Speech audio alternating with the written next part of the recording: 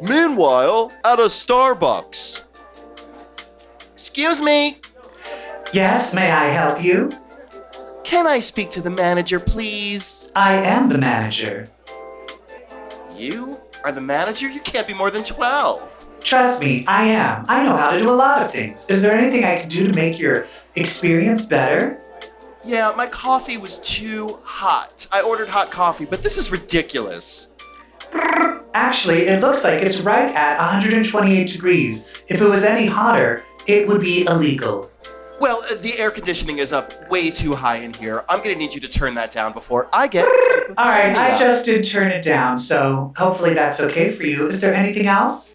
Yes, there is. Those boys over there, they're speaking Latino, and it's too loud and it's too close to me, and I want them removed. Is there a problem with someone speaking another language? I'm sorry, you're being rude.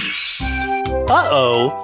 Are you a customer service employee and you're dealing with a Karen? Well, we've got the answer for you. When you're dealing with a Karen, you need to use a M3GAN. Ow! Get off of me! Get off of me! I'm sorry, are you getting upset? Well, I'm getting Steve.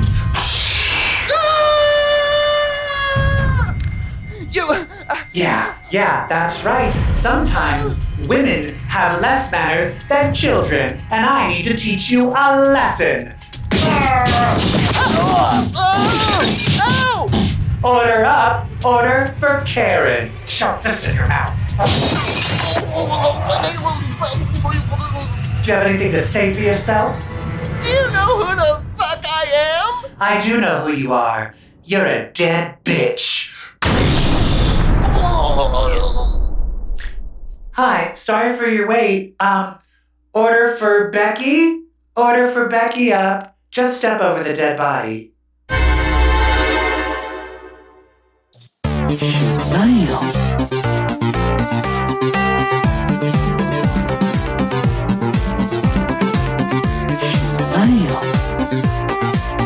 Hi, everybody. Hello, and welcome to episode 249 of Comic Book Queer's Legacy. I am your host, Brett, and this is EvilJeff. Hello, Evil. Hello. I'm going to replace you with a M3GAN. How about that? Oh, God. It probably would be more lifelike. We saw the movie M3GAN. We're going to review it later. But at first, I just want to say, EvilJeff, I've never related to or rooted for a character more in my life. Exactly. Yeah, it's really hard to, people are like, my sister's like, is it scary? And you're like, it's hard to be scared when you wanted to kill everybody. Yeah, okay, we'll save this for later. You can see where this review is going. Yes. EvilJeff, how are you doing? I'm doing How was great. your year? Yeah, I'm starting off the new year with a bang. With there's some great movies and great TV coming out. Who did I bang? Myself. Hot. Yeah. How about you? What's new with you? How's New York doing? It's great. It's great. I mean, it's a magical place. You know, I really wouldn't want to be anywhere else. I didn't leave my apartment today. That's great. Yeah, it's been raining here. Like it's one of the biggest rains like in the past 20 years. Oh, that's right. How are you faring? LA? I mean, I'm fine because I don't really have to go anywhere. But unfortunately, our sewer systems aren't great. So when people are driving around, it's just like a big pool in the streets. So that's fun. Gross. That's fun. But now we have to deal with everyone in LA just being like, we really needed this. It's about time. Yeah, it's about time. Yeah. We talked about the Golden Globes last week before they aired. I don't want to talk about the whole thing, but I do want to say Regina Hall questioning whether or not Kevin Costner really wanted to be there, as the teleprompter said, when he couldn't make it to the awards. then learning that he had to shelter in place because of the rains. It was one of the funniest things ever. One of the funniest things in an award show I've ever seen in my life. Because she stayed on top of that moment. Yeah. Which is just a testament to her talent and her personality and her humor. They need to let her host more things because I felt she did dynamite at the Oscars. I think she needs to be in more things. She's just she's so underrated, and the people in the know that she's amazing, but she needs more. She needs to be given her due. She needs the right vehicle, and I think also I wonder, do people not know? Should we cast her in drama? Should we cast her in comedy? We don't know. But that's the thing. She can do anything. She can do anything. Cast her in all of it. What a gift. Also, have you seen The Banshees of Ed Sheeran? The Banshees of Ed Sheeran. Is that the name of it? I did see that movie, yes. Oh, you did? Yes. Did it deserve to beat Everything Everywhere? No. No, I don't think so. I think it's a good movie. I had some issues with it, but the acting is really good. It's one of those things where the old farts are like, that's too crazy. It's too much going on. It's an action movie. This is a much more like slow, well-acted piece. Yeah. Although I just will say for The Banshees of Ed Sheeran, which is now what I'm calling that from now on, there were just plot points in the movie where I'm like, I don't believe that would ever happen. Like, that's happening because of the movie. And I don't believe a real human being would ever do that ever. It didn't make any sense to me. So that being said, yeah, of course, Everywhere All at Once. But I think the old farts are just too scared to vote for that shit.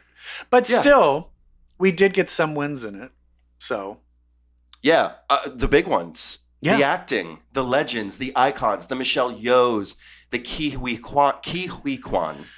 As we've learned. Ke Huy Quan, I cried during his acceptance speech. It was so moving. So I cried for the first 10 minutes of the Globe. So Gerard Carmichael did his thing, and I was like, what? This tone is so weird. I don't know how I feel right now. And then they gave it to Ke Huy Quan. Then they gave it to Miss Angela Bassett. There's a hot topic. Oh, yeah. First acting award win for... a Marvel MCU vehicle. Incredible. I hope she wins the Oscar. That would be amazing. I mean, she should have an Oscar by now. So give it to her. Doesn't she have one already? No, she was only nominated for Stella? No. For What's Love Got to Do with It? She won. She didn't win for that. She won for Tina Turner. No, she did not. She won for Tina Turner. No, she did not, because Halle Berry was the first black woman to win Best Actress. And fuck. Yeah. So it was not Angela Bassett. Oh. For Monsters Ball. Yeah, she deserves one by now, so fucking give it to her. But can we also just talk about... give it to her. Oh my God. I mean, the gift of Jennifer Coolidge presenting and winning, both were amazing, hilarious. She's so great. She's amazing. And yeah, I felt it was a pretty good turnaround, although there's a new backlash against Jamie Lee Curtis where it's like she's trying so hard that they're mad that it's kind of like taking it away from the people of color. Where she's people are more, media is more willing to pay attention to Jamie Lee Curtis than than the other actors in the movie, which is kind of unfair. Which isn't her fault, but, Interesting. Media's racist. What are you going to do? Yeah, they're racist. What are you going to do except not fire them all, have some minor demographic changes within your organization, put them on hiatus for a year, and then bring them back, address it oddly at the top, and then pretend none of it ever happened, just ogle Brad Pitt the entire time. Yeah. I will say Gerard Carmichael, it was a very, he's funny and I love his stand-up set. It did not feel like it was like a hosting gig. It was a very weird vibe. I do think he's funny and I think he's great, but it was a weird vibe. But I was like, but maybe that's what this show needed, was a weird vibe. I thought the weird vibe at the top was somewhat oddly appropriate. Yeah, exactly. That's what I'm like. I feel like this is what they deserve. Yeah, you had to kind of like ease into it, and like he had a scolding tone. Yeah, but even in the commercials where he'd come back and he's like, can everybody shut up? We're back. Like, I was like, and that's not his fault, but it was like, did they forget how to do these award shows? It was weird. I also felt bad that they had the piano woman playing everybody and out. Bullied and then her. Everyone is like yelling at her. They were like, fuck you, bitch. I know Michelle Yeoh was like, I'm going to fucking beat you up. She had the worst night of her life, that poor woman, that poor Chloe. Oh. Anyway, what an evening. However, I hear that some of them can't make it to the Critics' Choice Awards because of the COVID they got at the Golden Globes. Yeah, who knew? The Golden Globes were also a super spreader event. Yeah, they are cursed to be toxic. That's why the Golden Globes cannot be on the air anymore. And Brendan Fraser lost. That's how I'm sure Brendan Fraser won. And they were like, nope. Throw that out. Because I could understand. Colin Farrell is actually amazing in The Banshees of Ed Sheeran. So if he beat Brendan Fraser, I could maybe understand that. But Elvis, I am sick and fucking tired of people playing a famous singer and winning an award. We've got Judy Garland. We have Freddie Mercury. We have, who else do we have? We have, just those two. But I don't know, Loretta Lynn. Oh yeah, Loretta Lynn. Sissy Spacek for Coal Miner's Daughter. Yeah, we have Virginia Woolf, Nicole Kidman. I'm sure she sang something once. Yeah, with that nose. But then even didn't what's his nuts win for playing Dick Cheney too? Christian Bale. If you play somebody real, I don't remember. No, he won for. And then Gary Oldman played The Town. No, he won for playing Dick Cheney. Christian Bale did? Yeah, didn't he? And didn't he also win for that boxing movie where he was Mark Wahlberg's Christian brother? Bale has won multiple Oscars.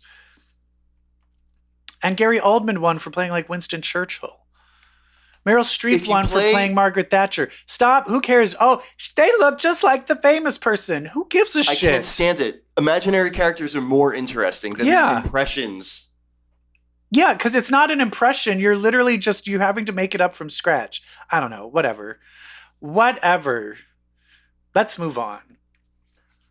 Let's talk about the X-Men. Hit it. I want your X. All right, here's the thing. I'm starting to get weary. I need Sins of Sinister to start. I need Beast to end. And I need shit to get moving because I'm kind of starting to check out on some of this shit. Krakoa needs an enema. Let's get stuff moving. Like, I'll say this. Let's start with I'm already bored with Dark Web. I really don't care.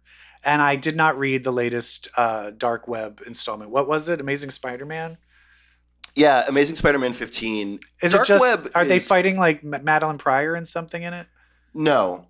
Dark Web is a comedy. I did not expect Dark Web to be a comedy. Dark Web is more of a joke than a serious event, which is what I kind of love about it. So this whole issue, last time, Chasm sent Peter Parker and J. Jonah Jameson and Robbie Robertson to Limbo. So we cut to them in Limbo, and what is happening is the Limbo demons have recreated the Daily Bugle, and they're all pretending to be reporters who work there, and they just want Peter and J. Jonah and everyone and Robbie to act like classic Spider-Man stuff. So they keep telling J. Jonah Jameson, like, yell that you want tasty Spider-Man pictures. He's like, I want Spider-Man pictures. They're like, no, tasty ones. He's like, I want tasty Spider-Man pictures. Like, no, yell it. Wait, did they know that Spider-Man is Peter Parker in this? Are they telling Yeah, they know all of it. Yeah. Oh, okay. Yeah, because Ben Reilly he's like controlling all of this. So like anything Ben knows, they know. It's hilarious. All of the demons, they're working in the Daily Bugle. One of them is obsessed with Peter Parker, and we'll cut to him later.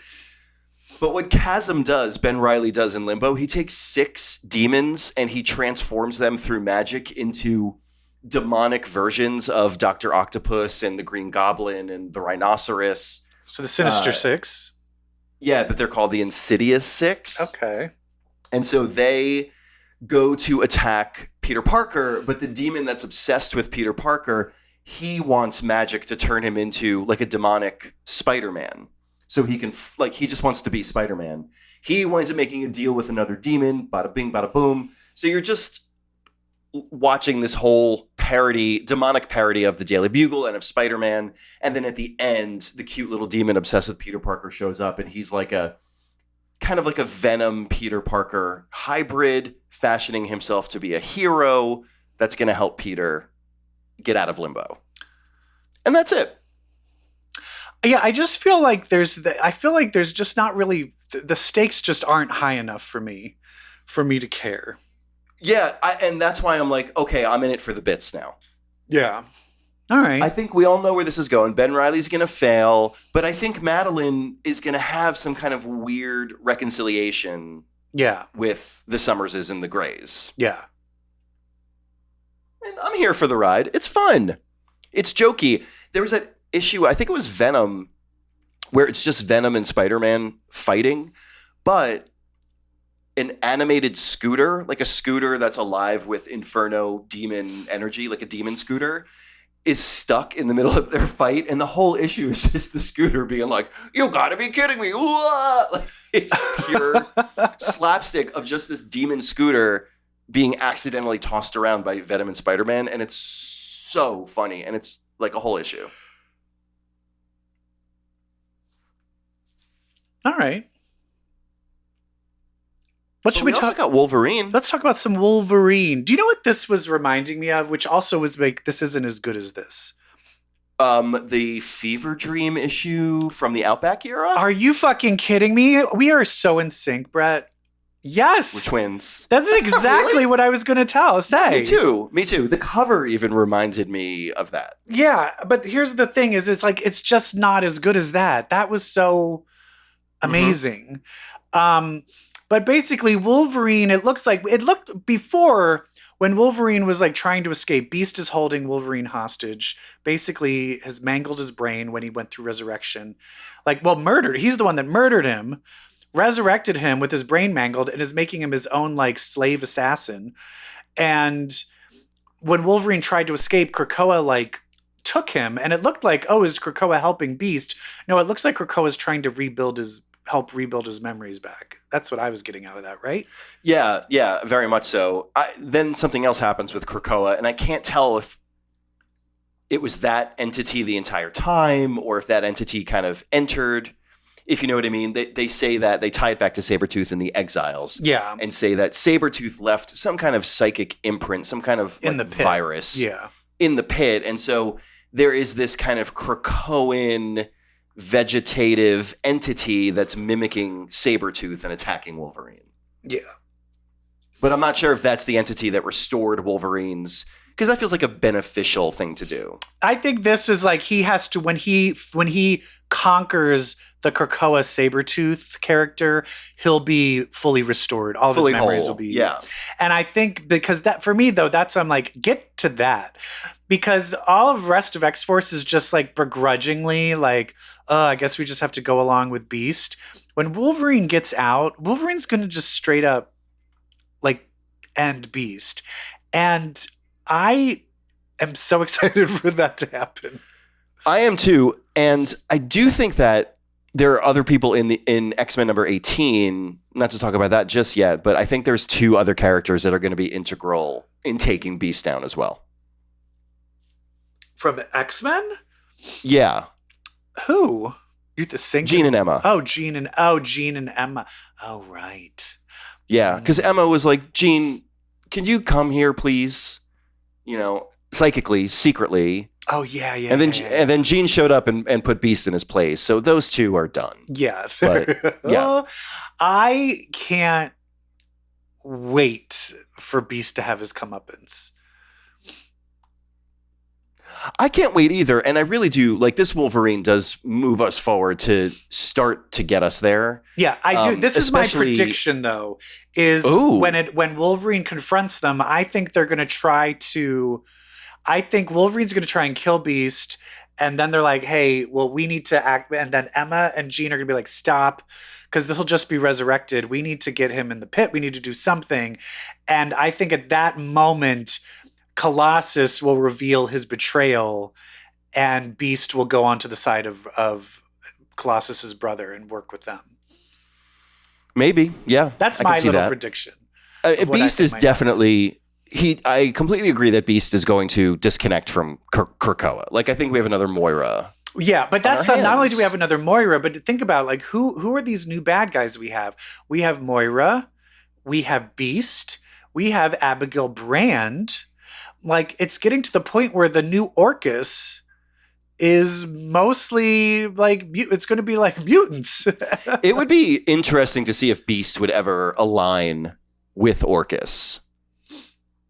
The thing is, when it comes to people that are complete weird, crazy fascists, he Beast is acting like he's doing all of this because he believes in the mutant cause. He's doing this because he wants power. He's doing this because he believes he's the smartest person in the room. And so Beast is going to align with who also thinks he's the smartest person in the room. I think Beast would turn on correct in 3 seconds. As long as someone else thought he was smarter. Yeah, and it just really saddens me. I can imagine, you know how like Chris Claremont always gets really angry when he like reads stuff on like Jubilee becoming a vampire and stuff. I wonder if Grant Morrison, like who just wrote such a great Beast as a hero, is is seeing what's happening here and is like, oh, I always thought Beast was a good guy. Yeah, he will, but he'll do it in his kind, like, well, this is an art form where everyone builds off one another, and, you can never predict. It's like chaos theory. Like, you can never tell where things are going to go. That said, Beast is a hero. Like that, he absolutely will. Remember it's okay. It's like, that's the vibe. Remember when Beast was the voice of reason to Cyclops and Emma during the whole X-Force, Dark Avengers, all of that, like, Dark X-Men? Like, Beast was the voice of reason being like, Cyclops, what are you doing? You can't have a kill team. And now he's the head of the kill team. It's just so... And you know whose fault it is? It's Brian Michael Bendis. Because I think it was when Beast brought the old X-Men back from the past, everyone was like, you're a fucking idiot. And all of that, you're so dumb, Beast. You're a fucking idiot, Beast. And then he saw the young version of himself. I think that's something in him snapped. Yeah, that was the pivotal moment. Yeah. For sure. That was a pivotal moment. But anyway, big move, too. I will tell you this. As soon as Deadpool and Maverick and Omega Red are not in Wolverine, I'd love a Wolverine book. Seriously. Yeah. Oh, the other thing speaking of those three, yep. Oh, wait, the other thing interesting in Wolverine is the kid who had cancer. The girl, Jeff Bannister's the daughter of Jeff Bannister. That's the name of that character.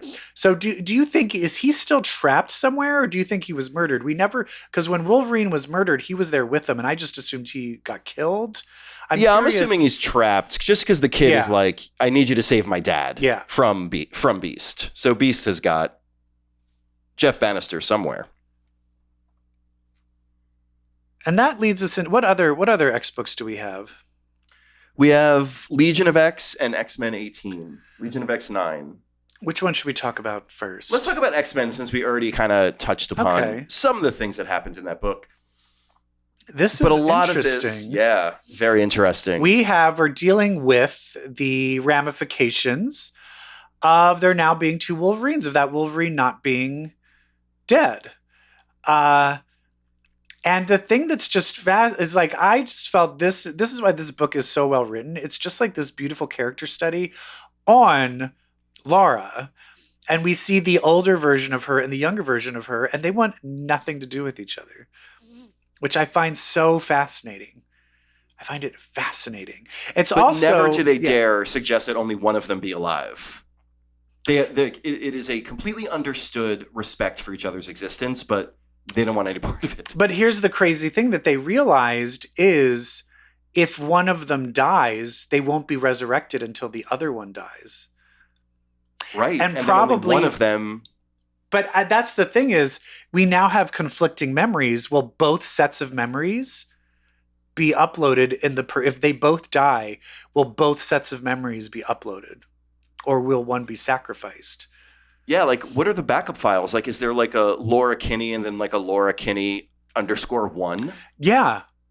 Because if you're just going to do the older version of Laura, does that mean everything that's happened since the vault of this new Laura is just gone?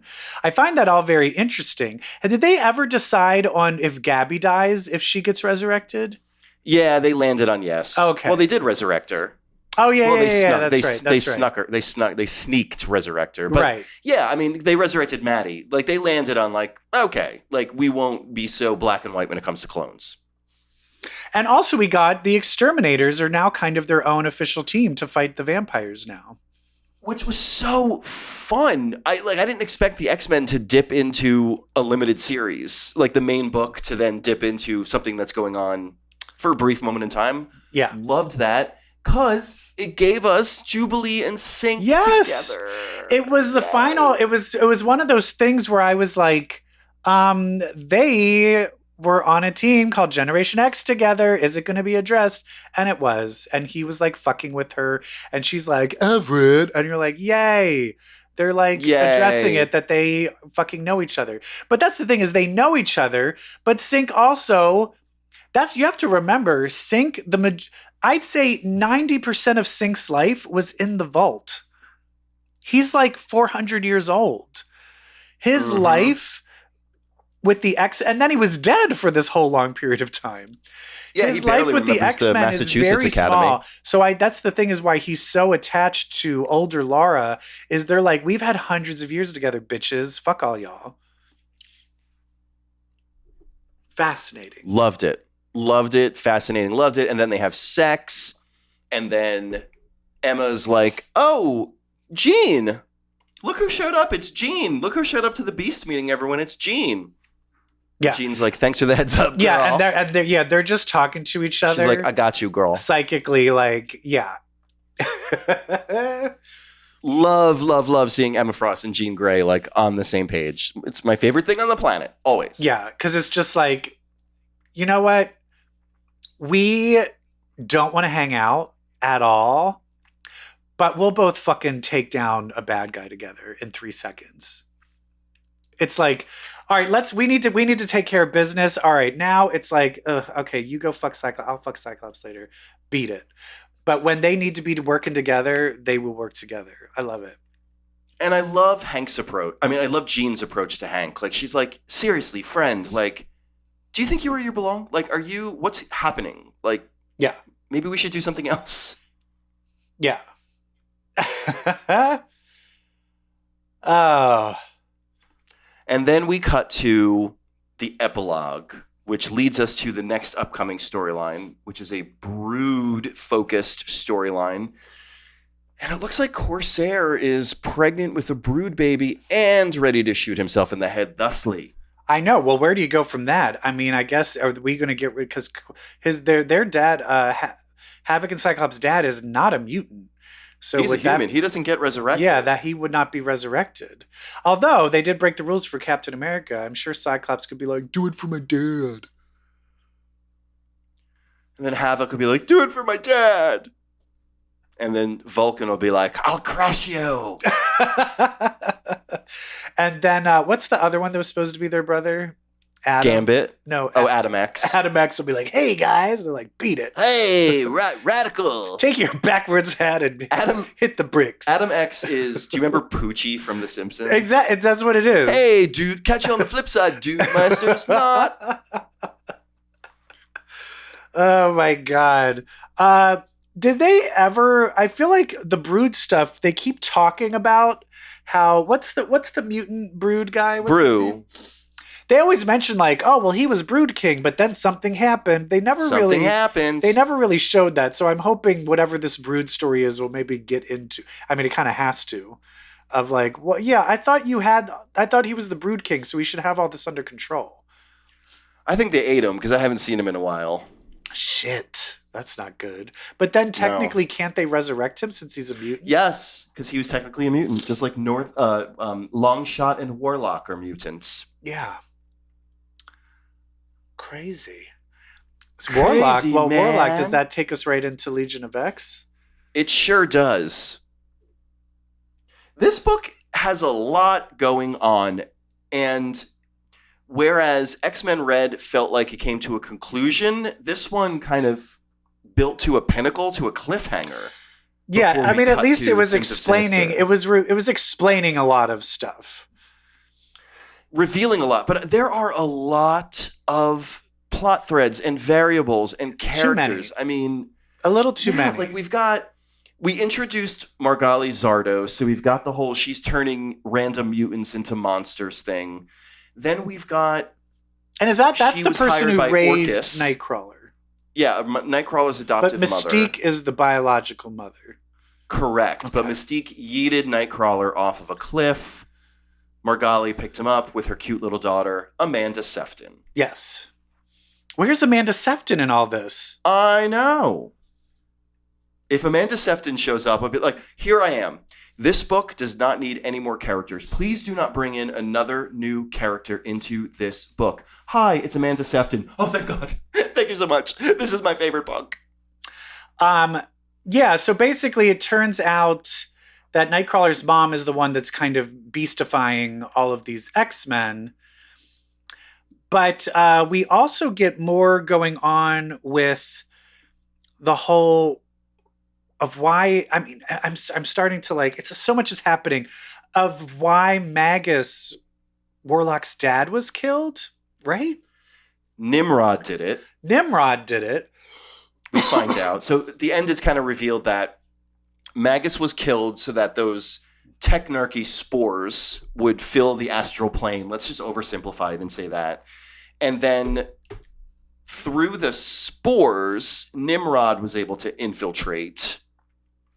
And then when Warlock showed up, Nimrod was able to infiltrate Warlock. And since Warlock is spread throughout the Krakoa, island, Nimrod was able to hack the island. So now you've got not only Margali and Orcus, you've got Nimrod and the whole like astral plane and Technarchies and Babel Spires and Phalanx, that whole thing. Then you've got Mother Righteous with her Spirit of Variance thing, interrupting the Father Story plot thread of Legion and Xavier, interrupting that, revealing that Xavier betrayed Legion.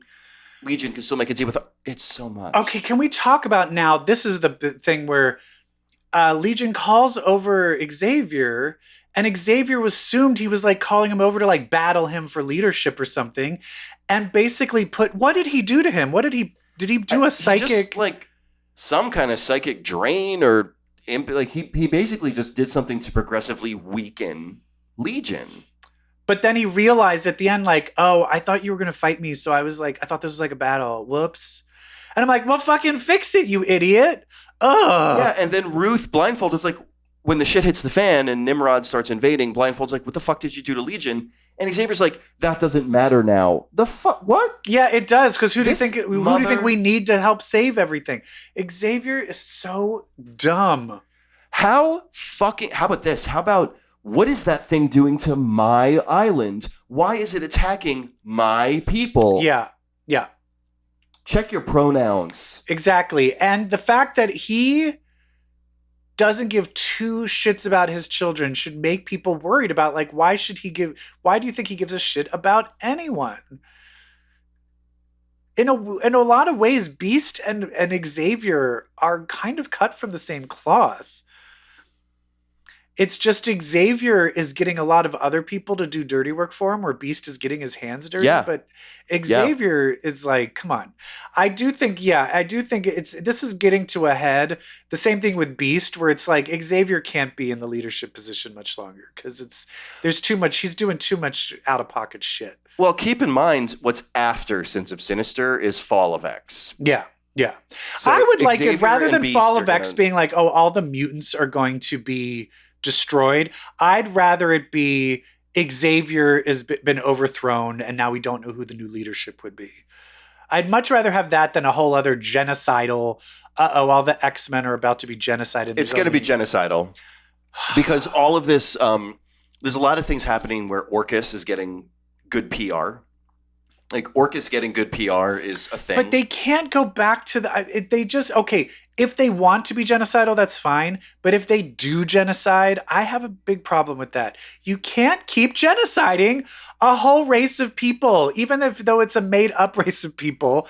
Like, that's not, it's like the new refrigeration. It's that we can't use genocide as a plot point to raise the stakes. You, like, even if they're going to threat that, if this ends with like, oh, there's only 198 mutants left, fuck off. I'm done with that. I can't.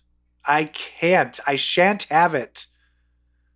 We'll see what happens. Maybe it's just that they want to take away the nation's sovereignty. They don't want to genocide them. That's fine. I just don't want it to end with actual we wiped everybody out. I mean, honestly, because this is the thing, is honestly, I liked it when they tried to wipe a bunch of them out, because it was like, yeah, there's too many to keep track of. But then Krakoa, they're like, oh, now we're going back up to millions of them. You can't keep going. We're like, oh, there's millions of mutants. There's 100. There's millions of mutants. There's 100. Yeah, can't do that. Yeah, you can't keep going back and forth. Pick a lane. It's tasteless and cliche. But I like where Legion of X is going, but I agree with you. It's just it's trying to do too many things. Just do too fewer things. Well, now Legion of X is going to become Nightcrawlers. It's just a bunch of worms. Ew! Actually, have you seen promo art? There's like every mutant is a Nightcrawler. There's like a Nightcrawler pyro and like... Oh, that's fun. Yeah. What were those little mini Nightcrawlers in Wolverine and the X-Men? Bamfs. What were those? That was from Kitty's Fairy Tale, like a classic Claremont issue where Kitty was telling a fairy tale. But they were actually there. What are they actually? They're from another dimension. Oh, okay. So they're just gone now? Yeah. Okay. That's what Nightcrawler's made out of, remember? He's made out of Bamfs? Yeah, when he's died, and they brought him back by all these Bamfs, like, reformed into Nightcrawler. Wait, when? I thought he just came back from heaven. No. But to, like, have a corporeal body. Oh, that's right. Oh, right. Oh, that's so stupid. I hate that. I hate the idea when they try to bring that heaven is real. As an atheist, I take... Like, if they're just like, here's Hercules, I'm like, fine. But then they're like, here's Jesus. I'm like, nope, no. I don't know. Yeah. Belinda Carlisle started it. What? Oh, because heaven is a place on earth. She said heaven is a place on earth. But she was also mad about you, so... And she's got the beat. Yep. I'm head over heels for her.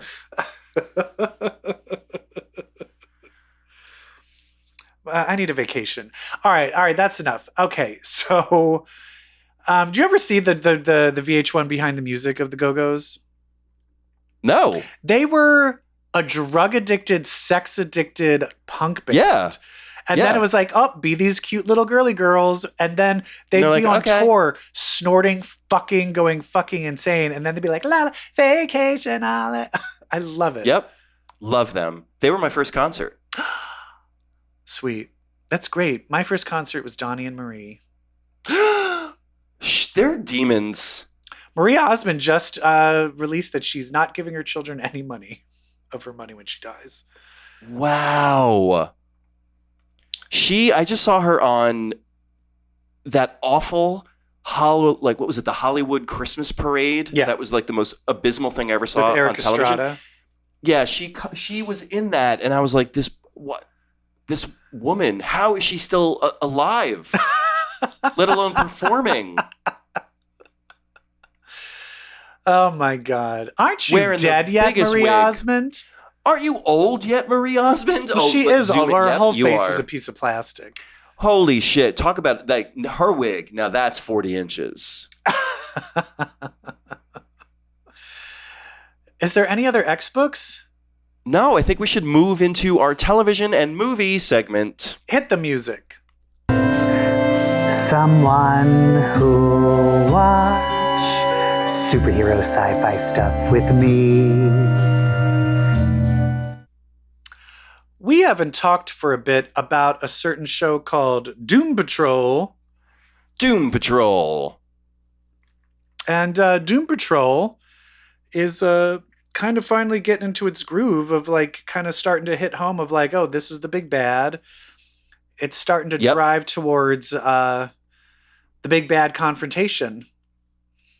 Yeah, so the big bad is Immortus, and I think 3 issues we haven't talked about, but the past 3 episodes. The past 3 episodes have been basically the plan to resurrect Immortus being put in place, and that plan involves stealing the immortality from our immortal characters, the original 4 that lived with Niles Calder. So that's Elastigirl, Crazy Jane, Robot Man, and Negative Man. And also they needed who was the neck? Oh, it was Niles Calder was the necklace that was taken from Dorothy. Yes. Yeah, so we got to revisit Dorothy, and Dorothy Spinner came back to her, and Danny the Street. And Danny the Street. Back. We had a bunch of drag queens turn into like fly robots to attack people. Yep. Exactly. It was very strange. But it was nice to see drag queens fight back. Yeah, we have to now because there's kind of a war going on at World of Wonder right now. They're coming.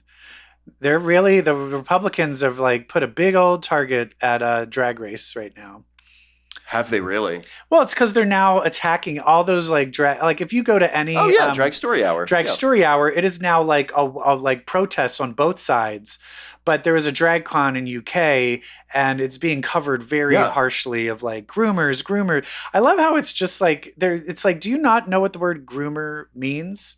No, they don't. Because it's just a word that symbolizes their hate for gays. Exactly. That's because all it needs to be. As soon as someone from all of the churches that they all go to molests children, they all fucking sweep it under the rug and be like, what? Yeah. Because here's what I'm going to say is in this find me one drag time story hour where a child was harmed in any way. Because you're saying groomed. No, but it might make a child want to be a drag queen. Okay, that's not grooming. That's not what it is. So everybody fucking lighten the fuck up. Only straight white guys groom. So let's just put that out there. Yeah. Well, I mean, there can be grooming. I mean, everyone is capable of grooming, but the one if we're going to try and lump a whole group and stereotype, yes, we would go for the straight white man. It'll be straight white men. Yeah. They hold the majority in terms of grooming. What I cannot stand is that a lot of this, or a lot of the purported, reasons why, are the sexualization that drag represents, the sexualization, the perversion, and like, yeah, drag is sexual, of course it is, but it's not I will say this inherently sexual. But I will say this: the body sexualized, boobies hanging out stuff. That's done at the bars. That's not done at the brunch. That's not done at the story hour or at the brunch. Exactly. So that's the thing is drag is comedic, not sexual. And that's just the idea of a man dressing up as a woman, or the idea of a man wanting to marry another man. They boil it down to being like, that's sex. That's, you want to put a wiener in a butt. That's all they can think about is the wieners and the butts. Yeah. Stop. I know. Calm the fuck down. Put something up your butt. Because you know what is great? A wiener in a butt. It is great. So you know what else is great? What? Doom Patrol. Doom Patrol. Anyway, Danny the Street. They Space Case shows up. So Dorothy Spinner has the ability to bring imaginary friends into reality.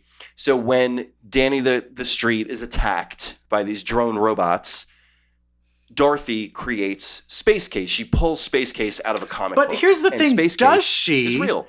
Because the robots and all were her father, so he was already there.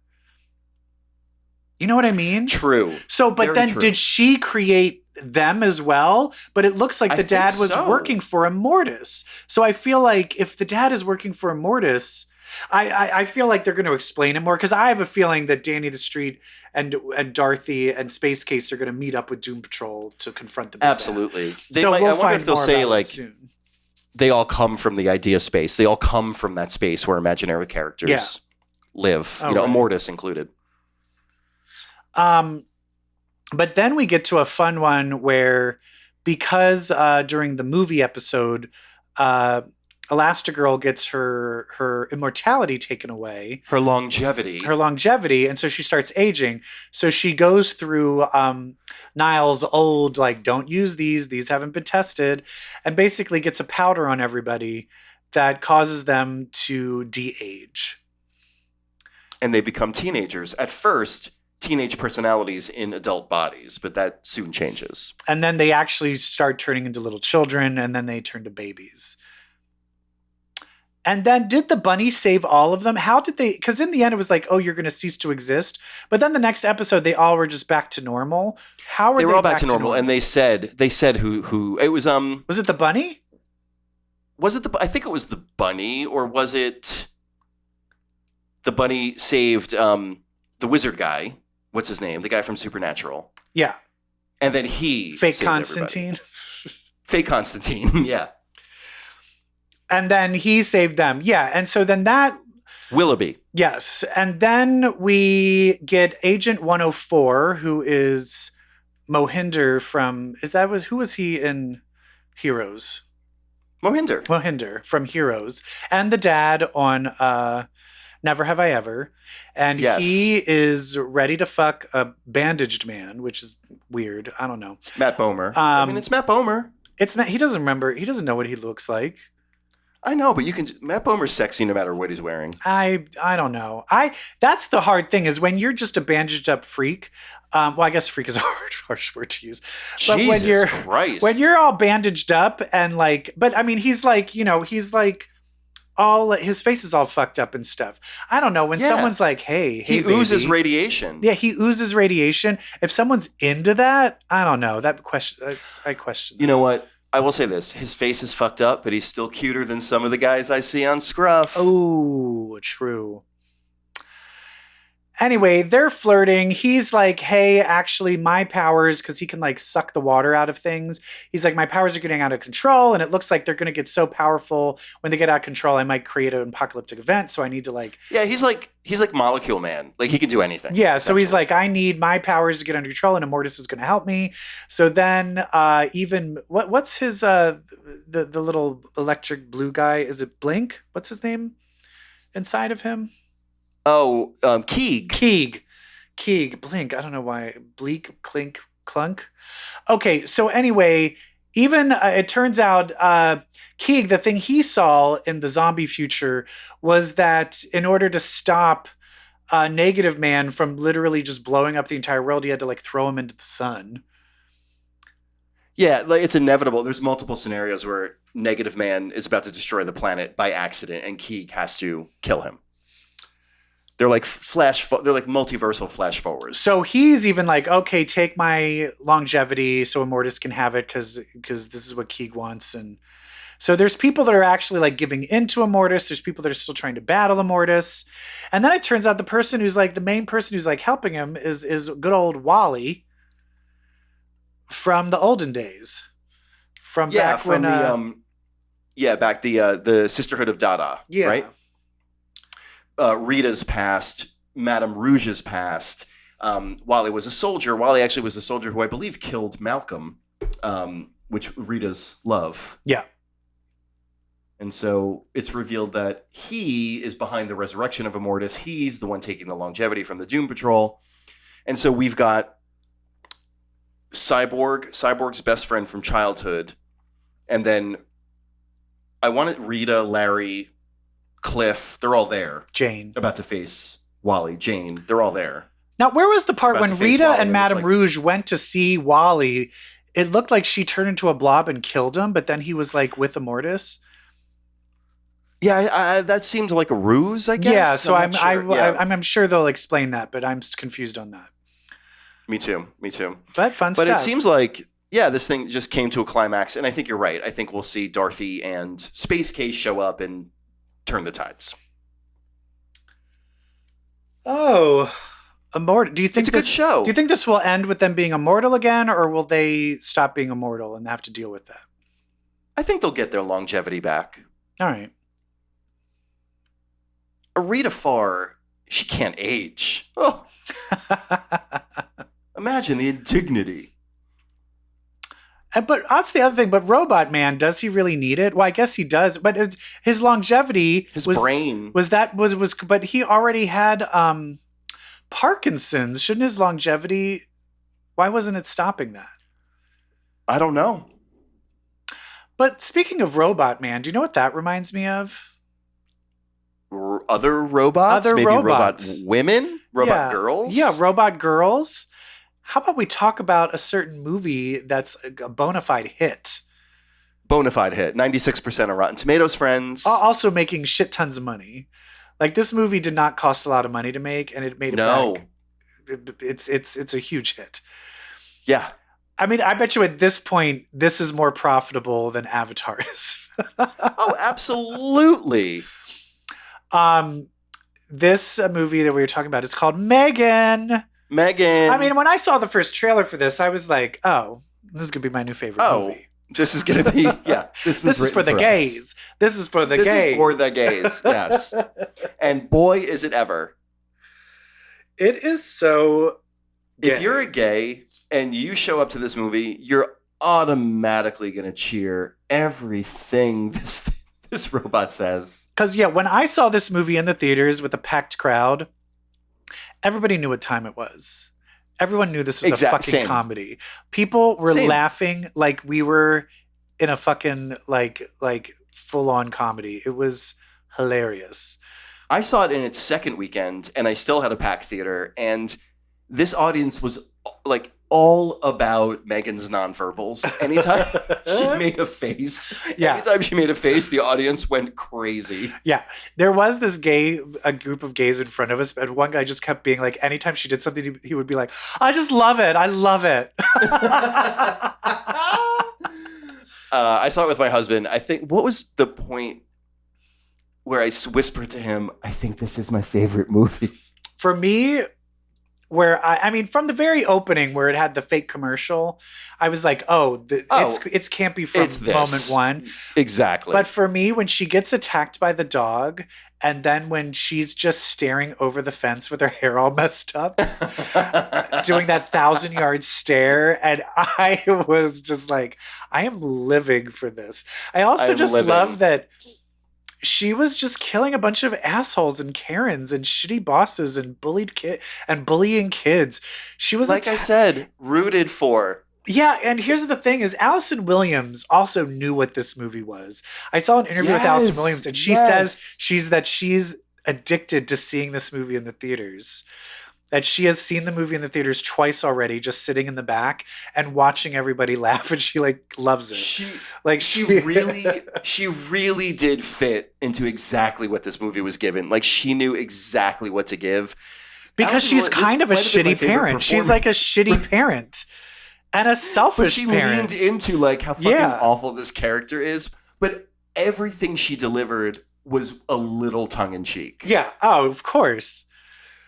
And it got to the point where M3GAN then just went so bonkers crazy that then you're like, oh, she passed the point of no return. It's time to shut her down. Where then you're like, okay, I guess we have to shut her down. But before that, I was like, kill, kill, kill, kill, kill. Oh, kill absolutely. Everybody. And then it's also everything. Crazy is a guy that I know from the Groundlings, who I've met and hung out with a few times, Brian Jordan Alvarez. Brian Jordan Alvarez? I thought he was, I was waiting for him to die more brutally. I thought he was He didn't die. He did not die. He should have. Maybe he'll die in the Almost sequel. died. I wanted more death. This is my only gripe with the movie.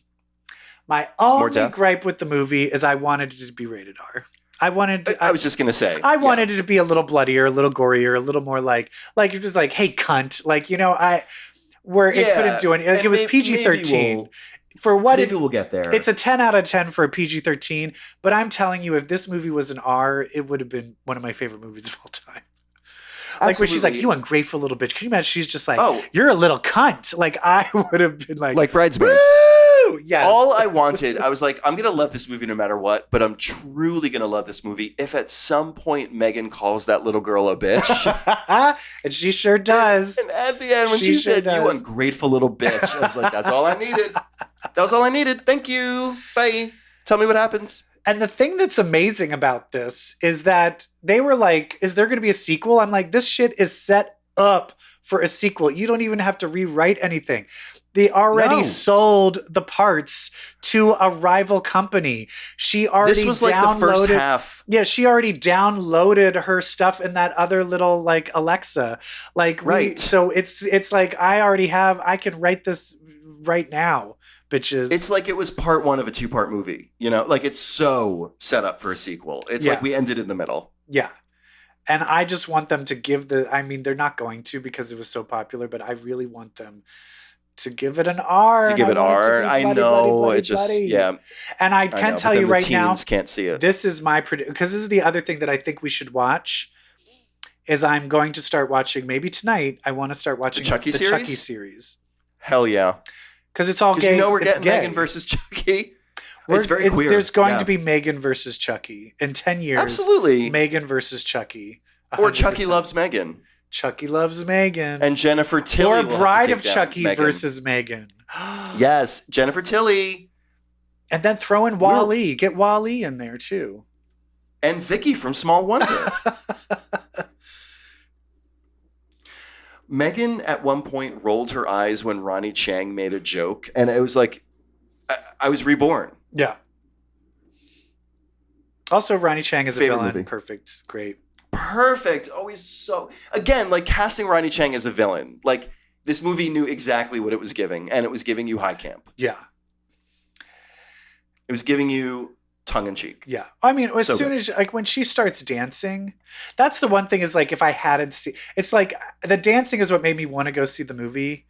But if I hadn't known that was coming and I saw that fresh, I do wish I had that moment. I think I would have like skyrocketed. I know, exactly, right? Incredible. So I have a question. So when the dog attacked, it was so funny. Did you notice like the dog's shock collar started sparking? Are we to intuit that it was the shock collar electrocution that kind of mutated M3GAN a little bit? Oh. Or like knocked her off kilter. Maybe. I was like, why did they bring up the shock collar? And then it was sparking when she was being attacked, and I was like, oh yeah, I maybe think that's the shock collar, yeah. Started like demented her, disarming some of the parental controls. Exactly. Because that was the thing with Allison Williams being like M3GAN off, and she's like, actually no. No. It was the dog shock collar. Oh, it's I was like, such they brought a up good movie. That was another great thing about this movie is they telegraphed so many. There was like a Chekhov's shock collar, a Chekhov's chemical tank, like there was a Chekhov's robot named Bruce. Like there were so many things that were set up in the beginning that you're like, that's how someone's as soon as she was doing that robot Bruce, I was like, oh, that's going to be used to kill M3GAN. Like I knew. Oh, 100%. I was like. Especially when she put her fists together to activate it, which is such like a balls out cool move, like cool pose. And I was like, give me the little girl doing her fists to activate Bruce, and they gave it to me. I didn't introduce you to another member of our family. His name is Bruce. I lived. Yeah, that's a movie I can just watch over and over again. It's great. Absolutely. The other horror trope that I don't know if you have the two people start off hating each other and then they, through their rivalry, fall in love. Yeah. And I think I might have voiced this on the show before. Mine is child protagonist in a horror movie fights back at the end. Like I will be on my feet. Like when the kid takes it to Chucky at the end, doesn't work out great for the kid, but it is one of my favorite things. Yeah. So when Katie put on those fucking gloves, I was like, let's do this, bitch. Yeah. I will say the other interesting thing that I thought it was going, and I wonder, because they are saying this was originally written as a hard R, and they had to like rewrite it. Oh, yeah. What if the reason M3GAN was like that is actually because the kid is a psychopath? Yes, what if the kid, when she was let's kill Allison, and she's like, okay. I think that would have been a really fun turn as well. Because the kid was kind of a psycho. When she was kicking Allison Williams' chair or seat while she was driving, I was like, this bitch, she's psychotic. Yeah. I was like, I definitely thought there was like a Ultron Tony kind of relationship happening. Like the kid is a sociopath and therefore so is M3GAN. Yeah, because can you imagine? She's Yeah. like, "Why are you doing this?" And then like she walks in, and she's like, "Cause I told her to." You know, you're like, "What?" That would have been amazing. That would have been really funny. Because it was odd for Katie to just turn on a dime and be like, okay. Yeah. Well, I I need to think take once this bitch down. once she started seeing trying to kill everybody, I think she was like, "Ooh, this probably isn't going to work out in the long run." Ooh. Although, also but I did will love say the- there was a movie. If you are wanting to see the child protagonist be the crazy killer, watch the woman in the house across the. What is it? The woman in the house across the street. The Oh, is that the Kristen Bell? the Kristen right? Bell Netflix? one. Yes. Yeah. Oh yeah, I forgot I did watch that. Yeah, it's the little girl did it the entire time. That was so great. good. That was a good twist. Yeah. Yeah, Megan provides. Megan is mother. We love her. We love you, My God. Megan. It's so sad that like We Bros love came you. out right when the first trailer for Megan came out, and everyone's are like, no, this is what the gays want. The gays want a dancing killer Megan. robot. We don't want like honest conversations about our gay Right. history. We don't want pathos. We want Megan. Because Oh my God, she took that bully's ear and she said, "I don't think you're listening to me." yeah, everybody cheered when the bully died. A little child Oh, hell died, yeah. and everybody applauded. They did so much to make that kid the least sympathetic character. He was ever on basically film. like practically like sexually assaulting the doll. So everyone was like, yes. "Oh yeah, you have to die now." His first line was "fuck you, Holly" to his mother. It was great. And I will tell you this, like my fiance Joe, whenever somebody bullies someone in a movie, he's like, they should be killed. And I'll be like, this is a G-rated movie. That's not going to happen. So he was really into this. It was amazing that they killed that kid. Like when he tripped and fell, I was like, "Oh, okay, he's gonna be." Oh, Oh my God. Well, so I think good. we did it. I think we did it. we did it, We did it. guys. And like even like talking about Megan recharged me. Exactly. And I'm telling you, it'll recharge you too. But here's the problem. If you, thank you for listening, everybody. But I do have a big warning to tell everybody. If you go see the movie Megan and you feel that Yeah. little sparkle deep down inside of you, I hate to break it to you, but Yeah. that makes you queer. You ungrateful little bitch. Bye. Damn.